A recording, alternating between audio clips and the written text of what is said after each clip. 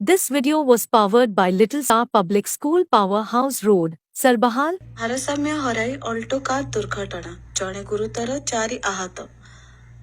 ସୁନ୍ଦରଗଡ଼ ଜିଲ୍ଲା ଧାରୁଆଡିହି ଥାନା ଅନ୍ତର୍ଗତ କେନ୍ଦମାଲ ବ୍ରିଜ ଉପରେ ଭାରସାମ୍ୟ ହରାଇ ବ୍ରିଜ ତଳକୁ ଖସିଲା ଅଲ୍ଟୋ କାର। ଫଳରେ ଜଣେ ଗୁରୁତର, 4 ଆହତ।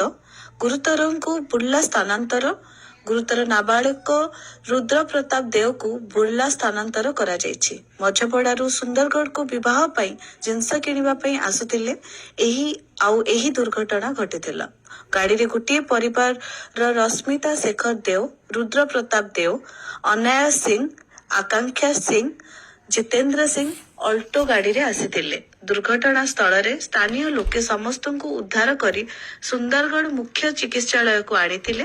ତେବେ ନାବାଳକ ରୁଦ୍ରର ଅବସ୍ଥା ଗୁରୁତର ହେବାରୁ ବୁର୍ଲା ସ୍ଥାନାନ୍ତର କରାଯାଇଛି। ସୁନ୍ଦରଗଡ଼।